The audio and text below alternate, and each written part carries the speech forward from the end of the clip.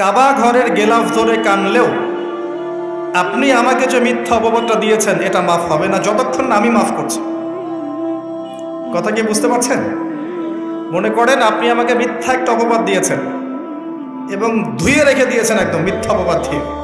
যতক্ষণ আমি আপনাকে মাফ না করছি, কাবা ঘরে গিয়ে গেলাফ ধরে কান্নাকাটি করলো এই পাপ মাফ হবে না ইনশাআল্লাহ।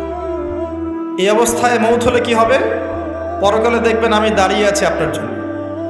আপনার হিসেব হচ্ছে, হিসেব শেষ। আপনি সালাত, সওম, হজ জাকাতে নেকি নিয়ে উঠেছেন, কিন্তু দেখছেন আমি দাঁড়িয়ে আছি, আমার মতো আরও 10 জন দাঁড়িয়ে আছে। ওই 10 জনকে আপনি গালি দিয়েছিলেন, অপবাদ দিয়েছিলেন, তাদের গীবত করেছিলেন, তাদের সম্পদ বা সম্মানের হানি করেছিলেন। এখন কিয়ামতের মাঠে আপনার নেকি দিয়ে এই ঋণ শোধ করতে হবে, অন্য কোনো অপশন নাই। আর যদি নেকি শেষ হয়ে যায় তখন কি হবে? তখন আমার আমলনামা থেকে কিছু গুনাহ আপনাকে নিতে হবে। আল্লাহ পাক ন্যায় বিচারক। আল্লাহ পাক শুধু গফুর রহিম নন, আল্লাহ পাক শুধু পরম করুণাময় অসীম দয়ালুই নন, বরং তিনি হচ্ছেন ন্যায় বিচারক। ন্যায় বিচারক। একজন ধর্ষক যদি বলে যে আল্লাহ পাক তো গফুর রহিম, আল্লাহ আমাকে মাফ করে দিতে পারেন, তাহলে যাকে ধর্ষণ করলো সে তার উপর জুলুম হবে না? আল্লাহ পাক যদি ধর্ষককে মাফ করে দেন, তাহলে যাকে ধর্ষণ করা হয়েছে ওর প্রতি জুলুম হবে না? কথা বুঝতে পারছেন না? মনে করেন আপনি নাউজুবিল্লাহ কারো সম্পদ আত্মসাৎ করেছেন, এখন আল্লাহ যদি আপনাকে মাফ করে দেন, তাহলে এই যে যার সম্পদ আপনি আত্মসাৎ করেছেন এর উপরে জুলুম করা হচ্ছে না? আল্লাহ পাক কি জুলুম করবেন? এক জাররা পরিমাণ করবেন। কিয়ামতের মাঠে নেকি দিয়ে তার এই ঋণ শোধ করতে হবে, অথবা তার গোনা আপনার কাঁধে নিয়ে জাহান্নামের পথে যেতেও হতে পারে। আল্লাহ পাক হেফাজত করবে। কাউকে অপবাদ দিয়েছি, কারো সম্মানহানি করেছি, কাউকে মিথ্যা অপবাদ দিয়েছি, কারো প্রতি হিংসা করেছি, বিদ্বেষ রেখেছি, কারো সম্পদ আত্মসাৎ করেছি, কারো জিনিস চুরি করেছি, ছিনতাই করেছি বা ডাকাতি করেছি, বা কারো সম্পদ আত্মসাৎ করে নিজের পেটে ভরেছি, প্রতিবেশীর জমি মেরে দিয়েছি, এই 2 প্রতিবেশী চাষের জমি জোর করে জবরদখল করেছি। এক কথায় মানুষের সম্মান, জান মালের সাথে জড়িত যে পাপ, এই পাপ আল্লাহর কাছে মাফ হবে না। তাকওয়া কি জিনিস? আল্লাহ ভীতি। নবী সাল্লাল্লাহু আলাইহি ওয়াসাল্লাম বলছেন, আত-তাকওয়া হাহুনা। তাকওয়া হচ্ছে কলিজার মধ্যে, কলবের মধ্যে। আমার দাড়ি, টুপি, জুব্বা, পাগড়ি থাকতে পারে, কিন্তু আমার কলবে কতটুকু তাকওয়া আছে এটা আল্লাহ ছাড়া কেউ জানে না। তাকওয়া সম্পূর্ণ আল্লাহ জানেন একজন ব্যক্তির মধ্যে কতটুকু তাকওয়া আছে। অনেক সময় বাহ্যিক চোখে মনে হতে পারে এই ভাইটা ইসলামিক পোশাক পরে নাই, দাড়ি আমার চেয়ে একটু ছোট, চলাফেরা কেমন জানি, সুন্নতি পোশাক নাই, ওঠা বসা চলাফেরা কেমন মনে হচ্ছে। কিন্তু কে জানে যে তার মনের মধ্যে এমন তাকওয়া থাকতে পারে যার কারণে সে আমার চেয়ে বেশি সম্মানিত হতে পারে না? আবার অনেক সময় মনে হতে পারে যে আমি এইসব চেয়ারে বসে আছি, বড় বড় ওয়াজ করছি, নসিহত করছি, অনেক বড় বড় কথা বলছি, কোরআন এবং সুন্নাহর সামাজিক কথা বলছি, পলিটিক্যাল কথা বলছি, কোরআন সুন্নাহ থেকে কথা বলছি, দেখে মনে হচ্ছে আমার পুরো দেহটা তাকওয়ায় ভরপুর। এমন হতেও পারে যে আমার চেয়ে আপনার তাকওয়া বেশি আছে। কে জানে এটা? শুধু আল্লাহ জানেন। এবং এই তাকওয়াই হচ্ছে আল্লাহর কাছে সম্মান পাওয়ার একমাত্র মানদণ্ড। তাই এখানে একটা নসিহত হচ্ছে, আল্লাহর কাছে নিরপরাধ থাকার চেষ্টা করেন, মানুষের কাছে না। আল্লাহর কাছে ফেয়ার থাকেন, আল্লাহর কাছে আপনি নিষ্পাপ থাকার চেষ্টা করেন, মানুষের কাছে না। আল্লাহর কাছে ভালো হন, দেখবেন আল্লাহ রাব্বুল আলামিন মানুষের মনের মধ্যে আপনার জন্য ভালোবাসা সৃষ্টি করে দিবে। মানুষের কাছে নয়, লোক দেখানো বিষয় নয়। লোক দেখানো বিষয়টাকে রিয়া বলা হয়, এটা একটা গোপন শিরক। তাকওয়াই একমাত্র মানদণ্ড যা আল্লাহর কাছে সম্মানের মানদণ্ড হিসেবে গৃহীত। বংশ, ভাষা, দেশ বা জাতি বা বর্ণ, রক্ত, এগুলো তাকওয়ার মানদণ্ড নয়, এগুলো আল্লাহর কাছে সম্মানের মানদণ্ড নয়। এটা আগে ভালো করে আমাদেরকে বুঝতে হবে। আর সেই ব্যক্তি মুত্তাকি নিঃসন্দেহে, যে আল্লাহকে ভয় করে, আল্লাহর আদেশগুলোকে মেনে চলে, আল্লাহর নিষেধগুলোকে বর্জন করে, নবী সাল্লাল্লাহু আলাইহি ওয়াসাল্লামের তরিকা মতো চলে, কোরআন এবং সুন্নাহর আলোকে জীবন গড়ে, ইনশাআল্লাহ আমরা বলতে পারি এই ব্যক্তি মুত্তাকি। তারপরেও এই ব্যক্তি চূড়ান্তভাবে জান্নাতে যাবে কি যাবে না, এই কথা আল্লাহ ছাড়া কেউ বলতে পারেন?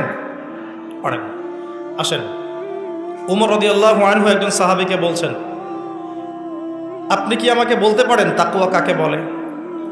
উমর রাদিয়াল্লাহু আনহুকে বলা হচ্ছে, হে আমিরুল মুমিনিন, আপনি কি কখনো কাটা বিছানো পথে হেঁটেছেন? উমর রাদিয়াল্লাহু আনহু বলছেন, হ্যাঁ হেঁটেছে। কিভাবে হেঁটেছেন? আমরা সতর্কতার সাথে পা ফেলেছি। ওই সাহাবী বলছেন, এটাই হচ্ছে তাকওয়ার উদাহরণ। জীবনে চলার পথে আপনার সামনে শিরিকের টোপ থাকতে পারে, বেদায়াতের টোপ থাকতে পারে, হারাম রিজিকের টোপ থাকতে পারে, জেনার টোপ থাকতে পারে, সুদের টোপ থাকতে পারে, অনেক রকম টোপ কাটা আপনার পথে থাকতে পারে। আপনি এগুলো বেছে বেছে চলছেন, বেছে বেছে পা ফেলছেন এবং জান্নাত আপনার গন্তব্যের দিকে এগিয়ে যাচ্ছেন। এটার নাম হচ্ছে তাকওয়া। আপনি আমি খুব ভালো করেই জানি যে আমরা আমাদের জীবনে কি কি বড় পাপ করেছি, আমাদের বিবেক জানিয়ে দিবে না? আমরা কিন্তু ভালো করেই জানি যে আমরা আমাদের জীবনে কি কি বড় পাপ করেছি। কত বছর নামাজ পড়িনি, কত বছর রোজা রাখি নাই, কত বছর যাকাত দেই নাই, কার কার ক্ষতি করেছি, কার কার উপর জুলুম করেছি, কয়বার জেনা করেছি, কয়টা মেয়ের সাথে সম্পর্ক করেছি, কতদিন বেপর্দায় চলেছি, বয়ফ্রেন্ডের সাথে কোথায় কোথায় ঘুরেছি, বয়ফ্রেন্ডের সাথে কি কি করেছি। এখন তো গার্লফ্রেন্ডও কি কি করে, তাই না ভাই? সুবহানাল্লাহ। আর কিসের জন্য অপেক্ষা করছেন? কিয়ামতের জন্য। আর কোন নিদর্শনের জন্য অপেক্ষা করছেন? তবে এর পরে একটা সময় আসবে যখন মানুষ ছেলে ছেলে আর মেয়ে মেয়ে বিয়ে করবে। এই ধাপটা পার করে আরেকটা ধাপে যাবে, সেটা হচ্ছে মানুষ জন্তু জানোয়ারের সাথে জেনা করবে। বিশ্বাস করলেন না? অপেক্ষা করতে থাকেন। যখন এটাও দেখবেন তখন আমার কথা মনে করে, ভাই কথাটা বলছিল আগেই, মানুষ জন্তু জানোয়ারের সাথেও জেনা করবে। ছেলে ছেলেকে বিয়ে করছে না, মেয়ে মেয়েকে বিয়ে করছে না, এবং এটাকে প্রমোট করা হচ্ছে এমনভাবে যে এটা একটা ভালো জিনিস, এটা একটা ব্যক্তি স্বাধীনতা, মানুষ চাইলে করতেই পারে। কয়দিন পরে দেখবেন মানুষ জন্তু জানোয়ারের সাথেও জেনা করে। বাচ্চাদেরকে মানুষ ধর্ষণ করছে না? এক সময় ছিল কি এই জিনিসটা, বাচ্চাদেরকে কেউ ধর্ষণ করতো? আজকে থেকে 100 বছর আগে ছিল? চিন্তা করে দেখেন, ছিল না। কিন্তু এখন স্বাভাবিক হয়ে যাচ্ছে না?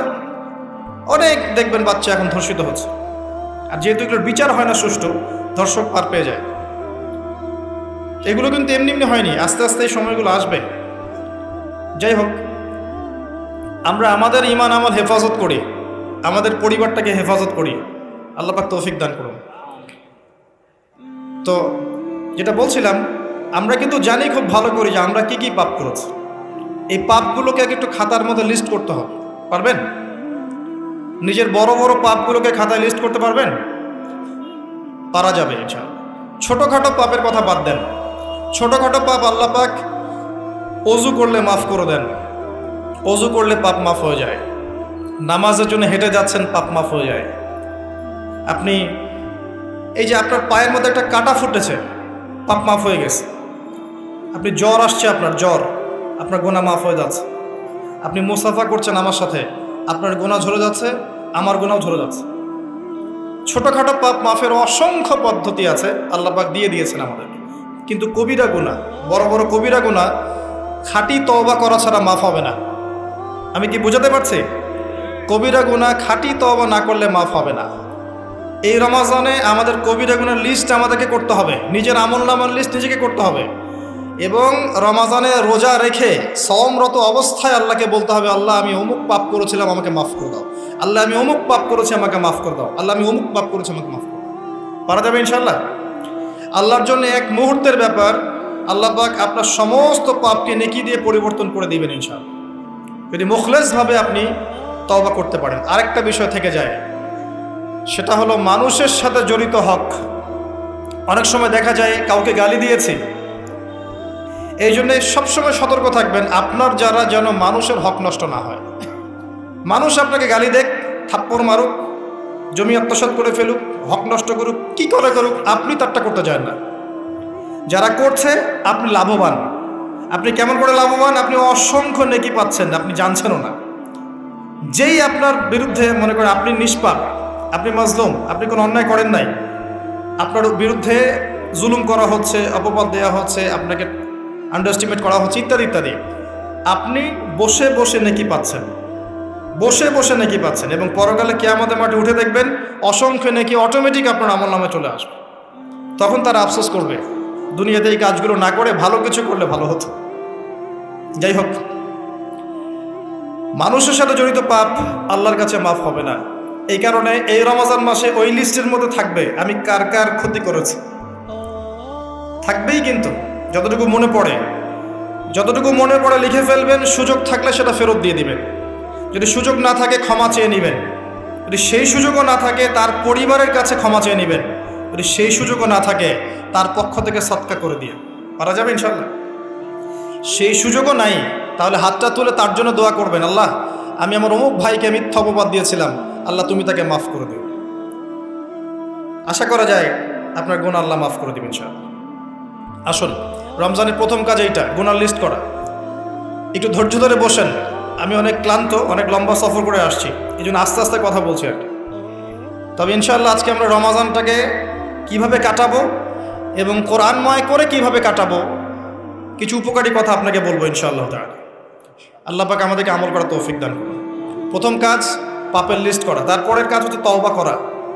রমজানে আমরা তওবা করব যে আল্লাহ পাক আমি দুনিয়াতে যত পাপ করেছি, জানা অজানা, ছোট বড়, প্রকাশ্য গোপন, যত পাপ করেছি, যা আমি জানি যা আমি জানি না, যা তুমি আমার চেয়ে ভালো জানো, আল্লাহ মাফ করে দাও। পারা যাবে ইনশাআল্লাহ? খালি বলতে হবে আস্তাগফিরুল্লাহাল্লাযী লা ইলাহা ইল্লা হুয়াল হাইয়ুল কাইয়্যুম ওয়া আতুবু ইলাইহি, এটা পড়বেন। অথবা আল্লাহুম্মা আনতা রাব্বী লা ইলাহা ইল্লা আনতা খালাকতানি আনা আবদুক ওয়া আনা আলা আহদিক ওয়া ওয়া'দিকা মাস্তাতা'ত আউযু বিকা মিন শাররি মা সানা'ত আবুউ লাক বিনি'মাতিকা আলাইয়া ওয়া আবুউ বিযানবি ফাগফিরলি ফাইন্নাহু লা ইয়াগফিরুয যুনুবা ইল্লা আনতা। পারা যাবে ইনশাআল্লাহ? হিসনুল মুসলিম, গুগল প্লে স্টোরে যান, একটা অ্যাপস আছে হিসনুল মুসলিম, একটা বই আছে, এটা কিনেন, সমস্ত দোয়া এখানে দেয়া আছে, দেখবেন আর পড়বেন, পকেটের মধ্যে রাখবেন, দেখবেন, পড়বেন। পড়া যাবে ইনশাআল্লাহ? ইনশাআল্লাহ। এরপরে তওবার পরে কি? তওবার পরে রমজান মাসের বাজার আগে করব। এখন শাবান মাস চলছে, হাতে যতটুকু টাকা পয়সা আছে বা জমানো কিছু টাকা তো আছে, এখান থেকে আপনি রমজান মাসের বাজার করবেন। রমজান মাসে আপনি বেশি বেশি বাজারে যাবেন না, ওই মাসে যেটা আর্ন করবেন সেটা জমিয়ে রাখবেন, সমস্যা নাই। সম্ভব হলে ঈদের যে কাপড় চোপড় লাগে, আপনার স্ত্রীর জন্য এক সেট, আপনার বাচ্চার জন্য এক সেট, আপনার এক সেট, নতুন কাপড় পরা সুন্নত, এবং আমরা সবাই নতুন কাপড় পরার চেষ্টা করবো ইনশাআল্লাহ। যাদের নতুন কাপড় নাই তাদেরকে কাপড় দেওয়ার চেষ্টা করবেন ইনশাআল্লাহ। এটাও কিনে রাখতে পারেন আগে ভাগেই। রমজান মাসে আপনি বাজারে সময় দিবেন না, দুনিয়ার কাজে বেশি ব্যস্ত হবেন, এটা একটা টার্গেট। এরপর আপনি রমজান মাসে একটা প্রজেক্ট হাতে নেবেন যে আমার মতো বহু মুসলিম সমাজে আছে যাদের পুরো মাস চলার মতো টাকা পয়সা নাই, আছে না? সামাজিকভাবে হোক, মাদ্রাসার উদ্যোগে হোক, বা রাষ্ট্রীয়ভাবে হোক, যেভাবে হোক, এই গরিব মানুষদের লিস্ট করে বাসায় বাসায় অন্তত এক মাসের বাজার খরচ পৌঁছে দেওয়ার চেষ্টা করতে হবে। পারবেন? পারবেন না? এক মাসের বাজার কত টাকা লাগে? 2000, 3000, নিত্য প্রয়োজনীয় কথা বলছি, সব তো দিতে পারবেন না। 2-3 হাজার, 4000, এর মধ্যে সে চাল পাবে, ডাল পাবে, ছোলা বুট পাবে, তেল পাবে। বাই দ্য ওয়ে, তেলের দাম যে এখন কত আমি তো জানি না, আমি অবশ্য বাজারে যাই না, আমি জানি না দাম কত। তবে একটা ফেসবুক স্ক্রল করতে গিয়ে একটা ভিডিও আসলো, দেখলাম যে দেখে খুব হাসি বের হলো আর কি, যে বাড়ির গিন্নি সে কড়াই ধরে আছে, আর বাড়ির কর্তা ওই তেলের বোতলটাকে তালা দিয়ে লক করে রেখেছে আর কি। তো গিন্নি এসে বলছে আজকে রান্না করবো, তেল দাও। সে উঠে লক খুলে যে কৌটাটা আছে, যে কৌটার মুখটাতে এক কর্ক তেল ঢেলে এই আপনার কড়াইতে দিল, যে এটা দিয়ে আজকে চালাও। তো আল্লাহ পাক আমাদের এক শ্রেণীর অসৎ ব্যবসায়ীদেরকে হেদায়েত করুক, যারা কৃত্রিম সংকট তৈরি করে জিনিসপত্রের দাম বাড়ায়। আল্লাহ পাক এদেরকে হেদায়েত করুক, কঠিন শাস্তির আওতায় আনা উচিত। যদি এটা ওমর রাদিয়াল্লাহু আনহুর শাসন হতো, দেখতেন শাস্তি কাকে বলে, প্রকাশ্যে শাস্তি দিত তারা। যদি এটা ওমর রাদিয়াল্লাহু আনহুর যুগ হতো, তাহলে দেখতেন শাস্তি কাকে বলে। উমর ইবনুল খাত্তাব রাদিয়াল্লাহু আনহুর একজন ছেলে একটা অন্যায় করেছিল, সম্ভবত তিনি মদ পান করেছিলেন, সম্ভবত। কাজী দর্রা দিচ্ছে 80 বেত্রাঘাত, দৌড়া আস্তে আস্তে দিয়েছে, আমিরুল মুমিনের ছেলে, জোরে মারা যাবে না। ওমর রাদিয়াল্লাহু আনহু নিজে উঠে গিয়ে সেই দৌড়া হাতে নিয়ে নিজে পিটানো শুরু করলেন। দৌড়া মারা শেষ হওয়ার আগেই ছেলে ডেড, স্পট ডেড। কথা কি বুঝতে পারছেন? এবার ছেলেকে দাফন করলেন। দাফন করে বাকি দৌড়া যে কয়টা বাকি ছিল, এই বাকি দৌড়াগুলো তার কবরের উপরে মারছে। মারার পরে আল্লাহকে বলছে, আল্লাহ আমাকে মাফ করে দিও, হয়তো আমি ন্যায় বিচার করতে পারলাম না। আমি কি বুঝাতে পারছি ভাই? এটা তার শাসন। এরকম শাসন আবার আসবে ইনশাআল্লাহ। মনে করবেন না যে আসবে না। যা দেখছেন সব কিছু থাকবে না, এগুলোর কিছুই থাকবে না। যেটা বলছি, বাজার করে ফেলেন এবং প্রজেক্ট নেবেন। যারা দরিদ্র দুস্থ, এদের পরিবারে আমরা পার পরিবার একটা করে প্যাকেজ পাঠিয়ে দেব, যেখানে নিত্য প্রয়োজনীয় দ্রব্য থাকবে। তারাও যেন রমজান মাসে খেয়ে পরে বাঁচতে পারে। পারা যাবে ইনশাআল্লাহ। চেষ্টা করেন, আল্লাহ পাক আপনার রিজিকে বরকত দিবে ইনশাআল্লাহ। একটা হাদিসে আছে, বান্দা যতক্ষণ অন্য ভাইয়ের সাহায্যে থাকে, আল্লাহ ততক্ষণ ওই বান্দার সাহায্যে থাকে। আর একজন মুসলিম ভাইয়ের প্রয়োজন পূরণ করতে যাওয়া, খালি হেঁটে হেঁটে যাওয়া, এটা মসজিদে নববীতে বসে 12 বছর ইতিকাফ করার চেয়ে বেশি নেকির কাজ।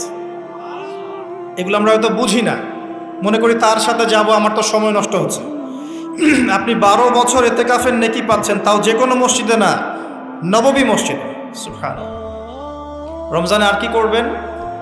কম খাবেন, সেহরি আর ইফতারে বেশি খাবেন না, এবং 2টা তরকারি দিয়ে যদি খাবার হয়ে যায়, 10টা তরকারি করার কোনো দরকার নেই। আপনিও দুনিয়ার কাছে বেশি ব্যস্ত হবেন না, বাড়ির মা বোনদেরকেও ব্যস্ত রাখবেন না, তাদেরকেও দিন শেখার সুযোগ দিবেন। রমজান মাসে তারা অল্প রান্না করবে, একবার রান্না করবে, 3 বেলা খেয়ে নেবেন গরম করে। তারা তালিম করবে, তারা কোরআন শেখার মসজিদে যাবে, তারা মহিলাদের মধ্যে দিন চর্চা করবে, তাদেরকেও দিনের সুযোগ করে দিতে হবে। পারা যাবে ইনশাআল্লাহ। এবং আপনিও তালিমে বসবেন, 5 ওয়াক্ত নামাজ মসজিদে আদায় করবেন, ইসলামিক দর্শগুলোতে বসবেন, ইমানকে তাজা করবেন, ইমানকে তাজা করবেন। কম খাবেন। আমি বরাবরই বলি যে এই খাওয়ার যে ব্যাপারগুলো আছে, এখানে আমরা যারা দাবি করি যে ইসলাম আমরা প্রচার করছি, জনগণের মাঝে ঢুকাই দিচ্ছি, তাদের অনেকের মাঝেই দেখবেন খাওয়ার সুন্নত নাই।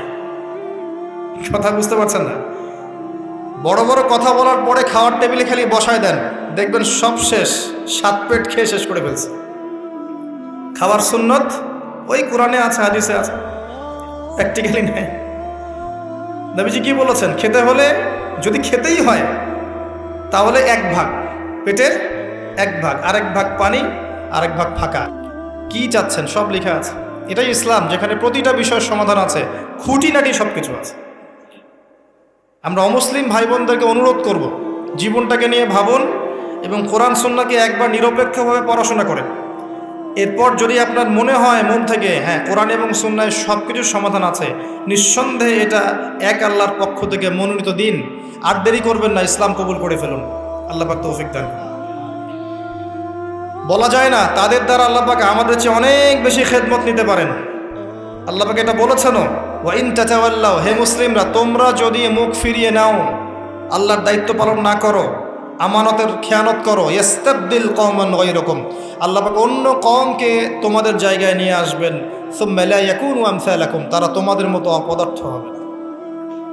আসুন, রমজান একটু কম খাওয়ার অভ্যাস করেন, সেহরিতে কম, ইফতারেও কম। এমনভাবে খাবেন না যে মনে হচ্ছে এটা আপনার জীবনের শেষ খাওয়া, এইভাবে খাবেন। এবার সম রেখেছেন, সম রাখা অবস্থায় 5 ওয়াক্ত নামাজ জামাতে পড়তে হবে, প্রথম টার্গেট। পারা যাবে ইনশাআল্লাহ? 5 ওয়াক্ত নামাজ জামাতে পড়ব। সরকার বাধা দিবে? প্রশাসন বাধা দিবে? আপনার পরাশক্তির আপনাকে বোম মারবে? কিচ্ছু হবে না। আপনি আপনার দিন পালন করবেন। লাকুম দীনুকুম ওয়ালিয়া দিন, তোমাদের দিন তোমাদের, আমার দিন আমার। আপনি 5 ওয়াক্ত সালাত মসজিদে পড়ার চেষ্টা করবেন ইনশাআল্লাহ তাআলা। আর নামাজ পড়বেন রাসূল সাল্লাল্লাহু আলাইহি ওয়াসাল্লামের তরিকা মোতাবেক, তাড়াহুড়া করে 3G 4G নামাজ, রিল্যাক্সে নামাজ। ঠিক আছে ইনশাআল্লাহ? আসেন, রোজা রেখে আর কি করবেন? বেশি থেকে বেশি আল্লাহর জিকির করবেন। সুবহানাল্লাহ, আলহামদুলিল্লাহ, লা ইলাহা ইল্লাল্লাহ, আল্লাহু আকবার, সুবহানাল্লাহি ওয়া বিহামদিহি, সুবহানাল্লাহিল আযীম, লা ইলাহা ইল্লাল্লাহ ওয়াহদাহু লা শারীকা লাহ, লাহুল মুলকু ওয়া লাহুল হামদু ওয়া হুয়া আলা কুল্লি শাইইন কাদির, লা হাওলা ওয়া লা কুওয়াতা ইল্লা বিল্লাহ ইত্যাদি। যত জিকির আছে বেশি থেকে বেশি করবেন। মানুষের সাথে কথা কম বলবেন। অহেতুক চায়ের দোকানে আড্ডা পিটাবেন না, অহেতুক পাবজি নিয়ে পড়ে থাকবেন না, অহেতুক ফেসবুকে স্ক্রল করে সময় নষ্ট করবেন না, অহেতুক ইউটিউবে পড়ে থাকবেন না। আপনি জিকিরে সময় দিবেন, জায়নামাজে বসে থাকবেন, জিকিরে সময় দিবেন। আল্লাহ পাক তৌফিক দান করুন। এবং বেশি থেকে বেশি দোয়া করবেন আল্লাহর কাছে রমজান মাসে। দোয়া আপনার নিজের জন্যে, আপনার মা বাবার জন্যে, আপনার মৃত আত্মীয় স্বজনের জন্যে, আপনার ফিউচারের জন্যে, আপনার সন্তানদের জন্যে, আপনার দেশের জন্যে, আপনার জনগণের জন্যে, মুসলিম উম্মার জন্য, সবার জন্য কি করবেন? দোয়া করবেন। দোয়ায় কার্পণ্য করবেন না। আপনি যখন অন্য কোনো মুসলিম ভাইয়ের জন্য দোয়া করছেন, তখন আপনার মাথার কাছে একজন ফেরেশতা থাকবেন, যিনি বলবেন যে তোমার জন্যও তাই হোক, তোমার জন্যও তাই হোক। দোয়া করলে লাভ আপনার, ক্ষতি নাই। আর দোয়া করার উপযুক্ত সময়গুলো খুঁজে খুঁজে বের করবেন। যেমন রোজা রাখা অবস্থায় দোয়া করলে দোয়া কবুল হয়। 2 একামতের মাঝখানে, মানে আজান এবং একামত এর মাঝখানে দোয়া করলে দোয়া কবুল হয়। নামাজের, ফরজ নামাজের পরে দোয়া করলে দোয়া কবুল হয়। সালাম ফিরানোর আগেও দোয়া করলে দোয়া কবুল হয়, দোয়া মাসুরার পরে। এরপরে সেজদারত অবস্থায় দোয়া করলে দোয়া বেশি কবুল হয়। শেষ রাতে দোয়া করলে দোয়া কবুল হয়। বৃষ্টি পড়ছে, এই সময় দোয়া করলে দোয়া কবুল হয়। একটু দান সাদাকা করেছেন, ভালো কাজ করেছেন, এখন হাত তুলে দোয়া করেন, দোয়া কবুল হয়। ওযু করেছেন, এখন হাত তুলে দোয়া করেন, দোয়া কবুল হয়। অনেক জায়গা আছে দোয়া কবুলের, খুঁজে খুঁজে বের করে দোয়া করতে হবে। দোয়া চাইতে হবে কেন? নিজের দোয়া নিজে করুন। দোয়া চাওয়া ভালো কাজ, এটা কোনো খারাপ কিছু না, কিন্তু নিজের দোয়া নিজে করতে শেখেন। আপনার যা প্রয়োজন আমি কি বুঝতে পারবো? আপনি যদি বলেন ভাই দোয়া করেন, বলতে পারি বারাকাল্লাহ ফিক, কিন্তু আপনার কি কি দরকার, আপনার মূল চাহিদা কি কি, আপনাকে নিজের ভাষায় আল্লাহর কাছে বলতে হবে। যদি আপনি কোনো মতে আরবিও না জানেন, আরবির কিছুই জানেন না, আমি বলবো আপনি প্রয়োজনে বাংলাতেই আল্লাহর কাছে দোয়া করেন। আল্লাহ পাক সব ভাষা বুঝবেন ইনশাআল্লাহ। আল্লাহ পাক কি সব ভাষা বুঝবেন না? ইনশাআল্লাহ। বেশি বেশি দোয়া করবেন। রমজান মাসে আরেকটা কাজ করবেন, জাকাত। আপনাদের জাকাত যেটা আছে নিসাব পরিমাণ জাকাত লিস্ট করে ফেলবেন, হিসাব করবেন, রমজান মাসে জাকাত দিয়ে দিবেন। জাকাত আটকে রাখবেন না। যদি জাকাত কেউ অস্বীকার করে, সে আর মুসলিম থাকে না, সে কাফের হয়ে যায়। এটা মনে রাখবেন, জাকাত অস্বীকার করার কোনো সুযোগ নেই। আর অলসতা করে যদি না দেন, এই জাকাত কিয়ামতের মাঠে আল্লাহ পাক এগুলোকে সোনা রূপা পরিণত করবেন, করে গলাবেন, গলিয়ে কপালে, গালে আর পিঠে লেপটে দিবেন, বলেন নাউজুবিল্লাহ। এবং এই জাকাত একটা সাপের আকৃতি নেবে, সাপ, বিষাক্ত সাপ, যেটা গলায় পেঁচানো থাকবে, মাথাটা থাকবে এই কপাল বরাবর। কবরের মধ্যে যখন শোয়ানো হবে, এই কপাল বরাবর এই সাপ ঠকতে থাকবে, বলবে আমি তোমার সম্পদ, আজকে 7 ভোগ কর। এটা কি আমরা চাচ্ছি না। জাকাত দিয়ে দেন। আর জাকাত ইসলামিক অর্থনীতির ভিত্তি। জাকাত দিলেই গরিবের কাছে আপনার সম্পদ যাবে, তখন সেও খেয়ে পরে বাঁচতে পারবে। এভাবে সাম্য বজায় থাকবে। আল্লাহ আমাদের বোঝার তৌফিক দান করুন। রমজান মাসে একটা কাজ করবেন, সেটা হলো পরিবারকে সময় দিবেন, পরিবারকে টাইম দিবেন। পরিবারের মধ্যে ইসলামিক সংস্কৃতি গড়ে তুলবেন। একসাথে সেহরি করবেন, একসাথে সাহরি করার পরে একসাথে ইফতার করবেন, একসাথে তালিম করবেন, ইসলামিক কোনো মুভিজ একসাথে দেখলেন, ইসলামিক কোনো লেকচার একসাথে শুনলেন। মানে ইসলামকে এনজয় করবেন পরিবারকে নিয়ে, সাথে করে নিয়ে। বাচ্চা কাচ্চারা দেখবে ছোটোবেলায় আমরা বাবাদের সাথে এটা করেছিলাম, ওইটা করেছিলাম।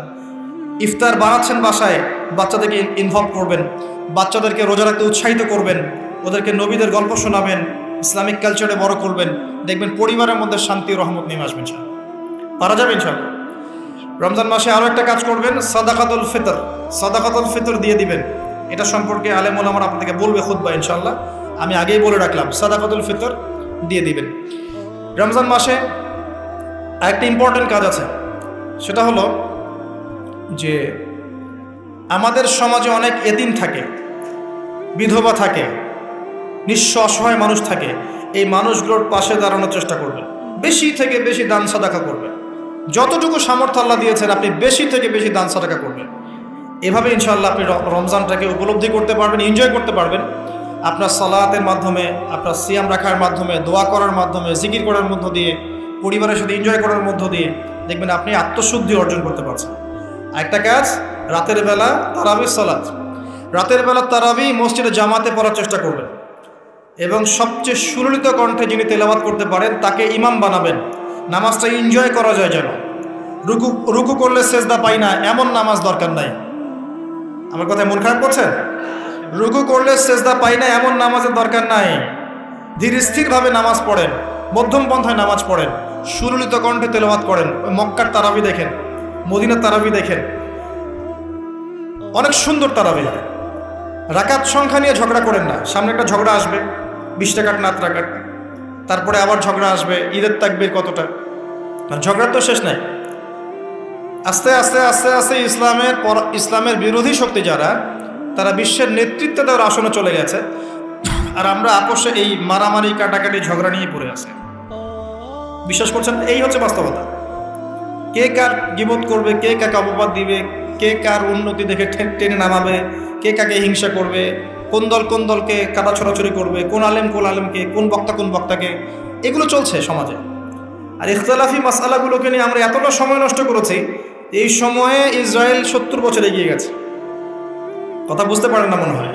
সামনে দেখেন কি হয়, সামনে সে বিশ্বকে নেতৃত্ব দিবে, দেখে নিয়েন। ও মুসলিমদের নাকের ডগার উপর বসে সারা বিশ্বকে নেতৃত্ব দিবে, মুসলিমরা কিচ্ছু করতে পারবে না যতক্ষণ না ইমাম মাহদি আসছে, তার আগ পর্যন্ত। ইল্লা মাশাআল্লাহ, ইল্লা মাশাআল্লাহ, যদি আল্লাহ পাক কিছু বান্দাকে খাস করে নেন সেটা আলাদা বিষয়।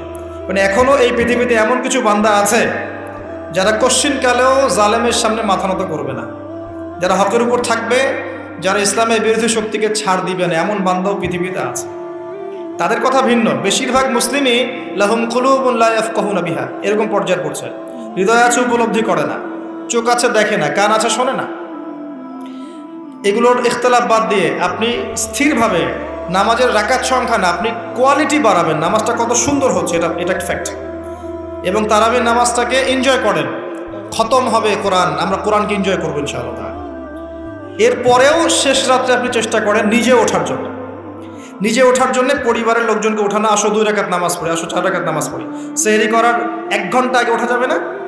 সেহরি করার 1টা ঘন্টা আগে উঠলেই কিন্তু আমি মিনিমাম 5-6 রাকাত, 8 রাকাত, 10 রাকাত নামাজ পড়তে পারবো। 2 রাকাত তো পারবো কমসে কম। 2 রাকাত পড়ে একটু তাসবিহ তাহলিল করে, একটু কোরআন তেলাওয়াত করে আল্লাহর কাছে হাত তুলে দোয়া করা যাবে না? ওই সময় আল্লাহ পাক প্রথম আসমানে নেমে আসেন, সুবহানাল্লাহ, এসে বলেন, কে আমাকে ডাকবে, আমি তার ডাকে সাড়া দিব। কে আছে আমার কাছে কিছু চাইবে, আমি তোমার চাওয়া পূরণ করব। কে আছো আমার কাছে ক্ষমা চাইবে, আমি তোমাকে ক্ষমা করে দেব। আল্লাহ পাক ফজর পর্যন্ত এটা বলতে থাকে। রমাদানের আর 2টা কাজ। এক হচ্ছে লাইলাতুল কদর তালাশ করবেন। আর লাইলাতুল কদর তালাশ করতে হলে শেষ দশকটা ইতিকাফ করার চেষ্টা করুন। ইতিকাফ করতে পারলে আপনি লাইলাতুল কদর পেয়ে যাবেন ইনশাআল্লাহ।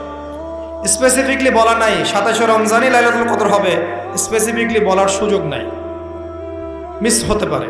নবীজি বলেছেন শেষ দশকের বেজর রাত 21, 23, 25, 27, 29 যে কোনো একটা রাত লাইলাতুল কদর হবে। এক রাত ইবাদত করবেন, সারা হাজার মাস ইবাদত করার নেকি পেয়ে যাবেন ইনশাআল্লাহ তাআলা। এই রাতে দোয়া করলে দোয়া কবুল হয়ে যায়। আল্লাহ পাক আমাদেরকে লাইলাতুল কদর পাওয়ার তৌফিক দান করুন, ইতিকাফ করার তৌফিক দান করুন। আমি আরেকটা কাজ যেখান থেকে আমি আসবো, কোরআনময় রমাদানে, রমজান মাসে সবচেয়ে বড় যে কাজটা, এটা দিয়ে শেষ করছি, শোনেন, এখানে একটু সময় নিব, আমি একটু ধৈর্য ধরেন। রমজান মাসের সবচেয়ে বড় কাজ এবং রমজান মাস যে কারণে মহামান্বিত বা মহিমান্বিত, শব্দটা হয়তো আমি ভুল বলেছি, তো সেটা হচ্ছে আল কোরআনুল কারীম। রমজান মাস সেই মাস যেই মাসে কোরআন নাজিল করা হয়েছে। কি কারণে রমজান মাসে এত ফজিলতময়? প্রশ্নটা কি একটা যৌক্তিক প্রশ্ন না? শাবান মাসে কেন এত কিছু নয়? রজব মাসে নয় কেন? রমজান মাসেই কেন? উত্তর একটা উত্তর, যে শাহরু রমাদানাল্লাযী উনজিলা ফীহিল কোরআন। রমজান সেই মাস যেই মাসে আমি কোরআন নাজিল করেছি। কি জন্য নাজিল করেছেন আল্লাহ পাক? হুদাল লিন্নাস, এটা মানব জাতির জন্য হেদায়েত, ওয়া বাইয়িনাতিন মিনাল হুদা, এবং এটা সুস্পষ্ট একটা প্রমাণ, ওয়াল ফুরকান, এবং সত্য মিথ্যার মানদণ্ড, ইলা আখিরিল আয়া। সূরা কদরে আল্লাহ বলছেন ইন্না আনজালনাহু ফি লাইলাতুল কদর, আমি লাইলাতুল কদরে কোরআন নাজিল করেছি। আর কদর কোন মাসে? শাবানে না রজবে না রমজানে? তাহলে রমজান মাসে কোরআন নাজিল হয়েছে, প্রমাণ হলো। রমজান মাসে আল্লাহ পাক কোরআন নাজিল করেছেন কোথায়? এবার আপনাকে দেখাচ্ছি। এই যে আইয়ামে জাহেলিয়াতে। কোথায়? আইয়ামে জাহেলিয়াতে, যখন একটা যুগের মধ্যে শিরক আছে, সুদ আছে, ঘরে ঘরে শিরক, ঘরে ঘরে সুদ, ঘরে ঘরে মাদক, ঘরে ঘরে মেয়েদের অবমাননা, এবং গোত্রীয় হানাহানি, কাটাকাটি, মারামারি, জেনা, ব্যভিচার ভর্তি একটা সমাজের মধ্যে এখানে রমজান মাসে লাইলাতুল কদরে আল্লাহ কোরআন নাজিল করছেন। কথা কি বুঝতে পারছেন? এবার এই মাসটাকে আল্লাহ পাক সম্মানিত করে দিলেন। তাহলে রমজান মাসের মূল কাজটা কি? কোরআনকে সময় দেয়া। এই মাসের মূল বিষয়টা কি? আল কোরআন। এখন আসেন, এই জাহেলি যুগে কোরআন নাজিল হলো মাত্র 23 বছর পর। কত বছর? মাত্র 23 বছর কোরআন অনুযায়ী চলার পরে দেখা গেল ওই জাহেলি যুগের মধ্যে কোনো শিরক নাই, ওই জাহেলি যুগের মধ্যে কোনো সুদ নাই, ওই জাহেলি যুগের মধ্যে কোনো নারীর অবমাননা নাই, ওই জাহেলি যুগের মধ্যে কোনো রকমের মাদক নাই, এই জাহেলি যুগের মধ্যে ওই জাহেলি যুগের কোনো গোত্রীয় হানাহানি নাই, সবাই ভাই ভাই হয়ে গেছে। সুবহানাল্লাহ। কত বছর? 23 বছর। কিভাবে চলেছেন? এই আল্লাহর কিতাব আল কোরআনুল কারীম, এর শিক্ষা এবং এর ব্যাখ্যা সুন্নাহ, এটাকে ফলো করে চলা হয়েছে 23 বছর, মাত্র 23 বছর। এখন সেই আল্লাহ কি নাই? সেই নবী নাই? নবী জীবিত না থাকলেও তার সুন্নাহ নেই এবং সেই কিতাব আমাদের মাঝখানে নাই? সবই আছে। সেই আল্লাহ থাকেন, সেই নবীর সুন্নাহ থাকে এবং সেই কিতাব আমাদের মাঝে থাকে, তাহলে আমাদের জাহিলিয়াতগুলো দূর করা সম্ভব না? কি করবেন রমজান মাসে কোরআনকে? আপনি জেনেছেন রমাদান মাস কোরআনের মাস, এই মাসটাকে আপনি কিভাবে মূল্যায়ন করবেন? আমি কয়েকটা ক্লাসিফিকেশন বলছি, লিসেন, এই জায়গাটা একটু ভালো করে শোনেন। 1 নাম্বার, বিভিন্ন শ্রেণীর মানুষ থাকে। এক শ্রেণীর মানুষ আছে আমাদের সমাজে যারা আলিফ বা তাসা মোটেই জানে না। আছে? আছে? এমন অনেক মানুষ আছে, এদের সংখ্যা কিন্তু কম না, প্রচুর মানুষ যারা আলিফ বা তাসাও উচ্চারণ করতে পারে, কোরআন বিশুদ্ধ করে একটা আলহামদুলিল্লাহি রাব্বিল আলামিন এটা পড়তে পারে না, বানান করে করে পড়তে পারে না। আছে না? এক কথায় বিশুদ্ধ তেলাওয়াত করতে পারে না, এমন মানুষের সংখ্যা কম না বেশি? প্রচুর। তাদের জন্য এই রমজানের টার্গেট হচ্ছে তাদেরকে এই রমজানের মধ্যেই কোরআন তেলাওয়াত করা শিখতে হবে। এতটুকু পারবেন? পারবেন না? ভয় পাচ্ছে? রমজান 1 মাস সময় লাগার কথা না, আপনার 20 দিন সময় লাগবে কোরআন তেলাওয়াত শিখতে ইনশাআল্লাহ। বিশ্বাস হচ্ছে না? হয়তো আপনি দ্রুত গতিতে পড়তে পারবেন না, কিন্তু পড়তে পারবেন। আপনি মদ মাখরাজ তাজবিদগুলো শিখতে পারবেন। এখন আপনার জন্য টার্গেট যারা কোরআন মোটেই তেলাওয়াত করতে পারেন না, এই মাসে 1 মাসের মধ্যে আপনি কোরআন তেলাওয়াত করা শিখবেন, এটাই আপনার টার্গেট। পারবেন? মনে রাখবেন, নবী সাল্লাল্লাহু আলাইহি ওয়াসাল্লাম বলেছেন ইকরাউল কোরআন, তোমরা কোরআন তেলাওয়াত করো। ফাইন্নাহু ইয়াতি ইয়াউমাল কিয়ামা শাফিআন লিআসহাবিহি, কোরআন কিয়ামতের দিন তার পাঠকারীর জন্য সুপারিশকারী হবে ইনশাআল্লাহ। খায়রুকুম মান তাআল্লামাল কোরআন ওয়া আল্লামা, তোমাদের মধ্যে সেই ব্যক্তি শ্রেষ্ঠ বা উত্তম যে নিজে কোরআন শেখে, অন্যকে শেখায়।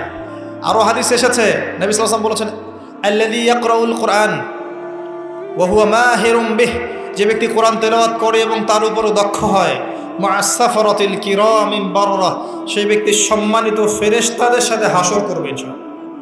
ওয়াল্লাযী ইয়াকরাউল কোরআন ওয়া ইয়াতাতা'তাউ ফিহি, আর যে ব্যক্তি কোরআন তেলাওয়াত করে কিন্তু করতে গিয়ে আটকে যায়, ওয়া হুয়া আলাইহি শাক, এটা তার জন্য কষ্টকর হয়, ফালাহু আজরান, তার জন্য ডাবল পুরস্কার আছে। একটা হাদিসে, তিরমিজির হাদিসে নবীজি বলেছেন যে মান করা হারফাম মিন কিতাবিল্লাহি ফালাহু হাসানা, যে ব্যক্তি একটা হরফ পড়বে আল্লাহর কিতাবের, আলিফ লাম মিম, লা আকুলু আলিফ লাম মিম হারফুন, নবীজি বলছেন আমি বলছি না যে আলিফ লাম মিম তিনটা মিলে একটা হরফ, বাল আলিফুন হরফ ওয়া লামুন হরফ ওয়া মিমুন হরফ, আলিফ একটা হরফ, লাম একটা হরফ, মিম একটা হরফ, প্রত্যেকটা হরফে তার 10টা করে নেকি হবে ইনশাআল্লাহ। আল হাসানাতু বিআশরি আমসালিহা, একটা নেকিকে 10 দিয়ে গুণ করা হবে। আর রমজান মাসে যে কোনো নেক আমল 70 গুণ বাড়িয়ে দেওয়া হয়। আল্লাহ চাইলে 700 গুণ বাড়াতে পারেন, আল্লাহ চাইলে অপরিসীম বাড়াতে পারেন। আল্লাহ পাক কবুল করুন। তিলাওয়াত করবেন, তিলাওয়াত শিখবেন। তো যাদের কোরআন তেলাওয়াত করার যোগ্যতা নেই, এই মাসে কি টার্গেট দিলাম ভাই? এই মাসে আপনি ন্যূনতম টার্গেট জাস্ট কোরআন তেলাওয়াত শিখবেন, পারবেন ইনশাআল্লাহ? অনেকের মধ্যে কনফিউশন আছে না, আমারটা হচ্ছে কি হচ্ছে না, আছে না, সঠিক হচ্ছে কি হচ্ছে না।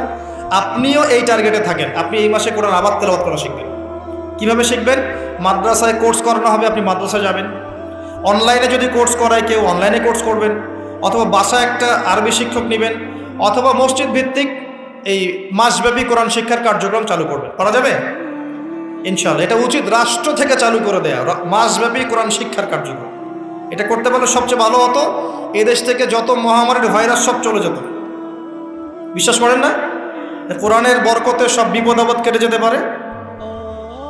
সূরা বনী ইসরাঈল আল্লাহ পাক বলেছেন যে ওয়াইদা ক্বরা'তাল কোরআন, হে নবী আপনি যখন কোরআন তেলাওয়াত করবেন বা করেন, জাআলনা বাইনাকা ওয়া বাইনাল্লাযীনা লা ইউমিনুনা বিল আখিরাহ হিজাবাম মাসতুরা, যখন আপনি কোরআন তেলাওয়াত করেন তখন আপনার এবং ওই জগৎ, যেই জগৎটা আল্লাহ এবং পরকালে বিশ্বাস করে না, এদের মাঝখানে মানে ইমানদার এবং এর শত্রুদের মাঝখানে আমি আল্লাহ একটা অদৃশ্য পর্দা স্থাপন করে দিয়েছি। ওই দিক থেকে কোনো ক্ষতি আপনাকে স্পর্শ করতে পারবে না। যাই হোক, এটা আপনাদের টার্গেট। 2 নাম্বার, দ্বিতীয় শ্রেণীর মানুষ যারা কোরআন মাশাআল্লাহ তেলাওয়াত করতে জানেন এবং আপনার কনফিডেন্স আছে। এখানে একটা কথা বলতে ভুলে গিয়েছিলাম যে আপনাকে শয়তান 3 ভাবে বিভ্রান্ত করতে পারে। একটা হচ্ছে শয়তান কিন্তু আপনাকে বোঝাতে পারে যে আপনি অনেক জানেন, আপনার জানার দরকার নাই। এটা শয়তান আপনাকে বোঝাতে পারে। 2 নাম্বার বোঝাতে পারে যে আপনার দ্বারা হবে না, আপনি পারবেন না। আমার কথাটা মনে রাখেন। 3 নাম্বার বোঝাতে পারে যে আমার অনেক সময় পড়ে আছে, পরে শিখে নেবে, এত তাড়াহুড়োর কি আছে। এই 3টা অস্ত্র শয়তানের বড় বড়। আরেকটা অস্ত্র আছে 4 নাম্বার, সেটা হলো শিখতে গিয়ে দেখবেন শয়তান ওয়াসওয়াসা দিবে, এই টিচার ভালো না, ওস্তাদ ভালো না। এটা একটা ওয়াসওয়াসা। উস্তাদের হাতে নিজেকে ছেড়ে দিতে হবে, তারপরে সে বুঝবে আপনাকে কোন পথে নিয়ে যেতে হবে। নবী মূসা আলাইহিস সালাম যখন এসেছিলেন খিদর আলাইহিস সালামের কাছে, হাল আত্তাবিউকা আন তুআল্লিমানি মিম্মা উল্লিমতা রুশদা, তিনি এসে বলেছেন, হে খিদর আমি কি আপনার সাথে থাকতে পারি এই শর্তে যে আল্লাহ আপনাকে যে জ্ঞান শিখিয়েছেন আমাকে শেখাবেন? তখন খিদর আলাইহিস সালাম বলছেন, ইন্নাকা লান তাসতাতিআ মা'ইয়া সাবরা, তুমি তো আমার সাথে ধৈর্য ধরতে পারবে না। ধৈর্য ধরে ওস্তাদের কাছে সুপর্দ করতে হয়, তারপরে জ্ঞান পাওয়া যাবে ইনশাআল্লাহ। এত অস্থির হলে হবে না। 2 নম্বর শ্রেণী যারা পড়তে পারেন তাদের জন্য নসিহত হচ্ছে, এই রমজান মাসে আপনার টার্গেট এই কিতাব আপনি একবার খতম করবেন, একবার অনলি। পারবেন? অনলি একবার। প্রত্যেক দিন আপনি 1 পারা করে পড়বেন, প্রত্যেক দিন 1 পারা, 30 দিন 30 পারা। সম্ভব? খুব কঠিন? পারা যাবে না? ইনশাআল্লাহ আল্লাহ পাক তৌফিক দান করুন। আবারও বলছি, কোরআন তেলাওয়াত করলে আপনি প্রত্যেক হরফে 10 নেকি পাবেন। আপনি এই কোরআন আপনার পক্ষে সুপারিশ করবে, আপনি সম্মানিত ফেরেশতার সাথে হাসর করবেন। ইন্নাল্লাহা ইয়ারফাউ বিহাযাল কিতাবি আকওয়ামান ওয়া ইয়াদাউ বিহিল আখারিন, বহু সম্প্রদায়কে আল্লাহ পাক এই কোরআনের মাধ্যমে সম্মানিত করেন, অনেককে অপদস্থ করেন। হাফেজে কোরআনদেরকে বলা হবে, ইকরা ওয়ারতাক, তোমরা পড়ো, উঠতে থাকো। ফাইন্না মানজিলাতাক, তোমার আসন হবে, মঞ্জিল হবে, ইলা আখিরি আয়াতিন তাকরাউহা, তুমি যেখানে তেলাওয়াত করা থামবে সেখানে জান্নাতে ওই উচ্চ আসনে তোমাকে বসানো হবে। কেউ যদি 500টা আয়াত পড়ে 500 তলা বাড়ি দেওয়া হবে জান্নাতে। কেউ যদি 1000 আয়াত পড়তে পারে 1000 তলা বাড়ি দেওয়া হবে জান্নাতে ইনশাআল্লাহ তাআলা। জি, শেষ করছি আমরা একটু। আর কিছু নেকি আছে, যেমন আপনি যদি সূরা বাকারা পড়েন আপনার ঘরের মধ্যে শয়তান আসবে না ইনশাআল্লাহ, আপনার জীবনে বরকত হবে। আপনি আয়াতুল কুরসি পড়েন প্রত্যেক ফরজ নামাজের পরে, আপনার মৃত্যু ছাড়া জান্নাতে যাওয়ার কোনো বাধা নাই। সূরা মুলক পড়েন রাতের বেলা, এটা আপনাকে কবরের আযাব থেকে বাঁচাবে। সূরা কাহফ পড়েন প্রথম 10 আয়াত শেষ 10 আয়াত, ফিতনা থেকে বাঁচাবে ইনশাআল্লাহ। সূরা ইয়াসিন পড়েন, আপনার হাজত পূর্ণ হয়ে যেতে পারে ইনশাআল্লাহ তাআলা। আপনি সূরা বাকারার শেষের আয়াতগুলো পড়েন 3টা আয়াত, সারা রাত নফল নামাজের নেকি পাবেন। অনেক ফজিলত, এটা বলে শেষ করতে পারবো না, আমি গুটিয়ে নিচ্ছি। যারা কোরআন তেলাওয়াত করতে পারেন তাদের জন্য কোরআনময় রমাদান হচ্ছে, আপনারা কোরআন 1 পারা করে পার ডে পড়বেন, একবার খতম দিবেন। পারা যাবে? আল্লাহ পাক তৌফিক দান করুন। 3 নম্বর, তারা যারা হাফেজে কোরআন তাদের টাস্ক হচ্ছে এই কোরআন রমজান মাসে পুরোটা আবার হিফসের চর্চা করবেন। অনেক সময় ইয়াদদাশ কমে যায় না, অনেক আয়াত আমরা ভুলে যাই না। হাফেজদের প্রতি নসিহত হচ্ছে, এই মাসে আপনি পুরো কোরআনটাকে আবার রিগেইন করবেন, রিভাইজ করবেন, চর্চা করবেন, আবার আগের জায়গায় ফিরিয়ে নিয়ে আসবেন। পারবেন ইনশাআল্লাহ? আল্লাহ তৌফিক দান করবেন। এবং সম্ভব হলে তারাবির নামাজ পড়ান। যারা তারাবির নামাজ পড়ায় তারা সৌভাগ্যবান, তারা পুরো কোরআনটা হিফজ করার সুযোগটা পেয়ে যায়। আল্লাহ পাক তাদেরকে তৌফিক দান করুন। এখানে একটা কথা বলবো আমি 1 মিনিটে, যে ইমাম খতিব মুয়াজ্জিন যারা আছেন তাদের ভালো ভাতার ব্যবস্থা করবেন, তাদের পরিবারের ভরণ পোষণের জন্য ভালো অঙ্কের ভাতার ব্যবস্থা করবেন। সব কিছুর দাম বাড়বে, তাদের ভাতা বাড়বে না, এটা হতে পারে না। তাদের জন্য, তাদের পক্ষে যদি কথা বলার কেউ না থাকে, আমি কথা বলছি, তাদের জন্যে আপনি ভালো অঙ্কের ভাতার ব্যবস্থা করবেন। তাদেরকে যেন পরিবার নিয়ে টেনশন করতে না হয়। নামাজ পড়াবেন, তারাবি পড়াবেন, খুতবা দিবেন, দিনের প্রচার করবেন, আপনি তার পরিবারের দায়িত্ব নিয়ে নেবেন। পারবেন? এটা করতে না পারলে তো আল কোরআন আলো ঘরে ঘরে জ্বলবে না। কোরআনওয়ালা মানুষের যদি সমস্যায় থাকে, তাহলে কোরআনের কথা কে বলবে? কে নামাজ পড়াবে আর কে আপনাকে তারাবি পড়াবে? তারা অনেক মাজলুম এবং অসহায়, তারা মুখ ফুটে অনেক কথা বলতে পারে না, তাদের পক্ষে কথা বলার মানুষ খুব কম। তাদেরকে ভালো অঙ্কের অনারিয়ামের ব্যবস্থা করবেন, এটা করা উচিত আমাদের সবার। একটি ইমামের বেতন 5,000 10,000 টাকা, কিভাবে সংসার চলবে? সংসার চলতে পারে না। আল্লাহ পাক তাদেরকে প্রশস্ত রিজিকের ব্যবস্থা করুন, আমিন। আমাদের মানসিকতা পরিবর্তন করুন, আমিন। হাফেজ কোরআনদের জন্য এই টাস্ক, আপনারা পুরো কোরআন হিফজ করবেন, চর্চা করবেন এই রমজান মাসে। তারপরে আর 2-3টা বলে শেষ করছি। যারা কোরআন আমরা অর্থ জানি, টুকটাক অর্থ জানি, আমাদের কাজ হচ্ছে এই রমজান মাসে কোরআনের ব্যাকরণগুলোকে ঝালাই করা, আরবি ভাষাটাকে একটু ঝালাই করা, এবং বিশুদ্ধ তাফসীরকে নিয়ে পুরো কোরআন A to Z পুরো কোরআন 1 মাসের মধ্যে অর্থসহ পড়া। পারবো ইনশাল্লাহ? যারা আমরা অর্থসহ পড়তে আগ্রহী বা টুকটাক আরবি ব্যাকরণ ভাষা জানি, তাদের উপর দায়িত্ব হচ্ছে এই রমজান মাসে পুরো কোরআনটা অর্থসহ পড়ার চেষ্টা করা। আল্লাহ পাক আমাকে আপনাদের সবাইকে তৌফিক দান। এখানে আমি একটা সহজ কথা বলছি, শোনেন। আল কোরআনুল কারীমের মধ্যে 600টা পৃষ্ঠা আছে। কয়টা পৃষ্ঠা? এই কিতাবের মধ্যে 600 পৃষ্ঠা আছে। প্রত্যেক 20 পৃষ্ঠায় একটা করে পারা শেষ হয়, এবং প্রত্যেকটা পৃষ্ঠায় আপনি 15টা করে লাইন পাবেন। 15টা করে লাইন পাবেন। প্রত্যেকটা লাইনে আপনি গড়ে 9টা করে শব্দ পাবেন। 9টা শব্দ। কোন লাইনে 10টা থাকতে পারে, কোন লাইনে 8টা থাকতে পারে। গড়ে 10টা শব্দ, 9টা শব্দ থাকবে। এবং এক পৃষ্ঠায় 135 থেকে 140টা শব্দ থাকে। কথা কি বুঝতে পারছেন? এভাবে হিসাব করলে দেখা যায় যে এই 600 পৃষ্ঠার কিতাবের মধ্যে সব মিলিয়ে শব্দ আছে 77,800টা। কতটা? 77,800টা, অ্যাপ্রক্সিমেটলি 78,000 শব্দ।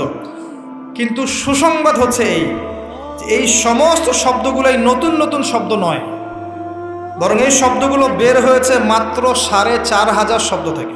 সুবহানাল্লাহ, চিন্তা করতে পারেন? মাত্র 4,500 শব্দ থেকে এই সমস্ত শব্দগুলো বের হয়েছে। এই শব্দগুলো আবার 3 ভাগে বিভক্ত।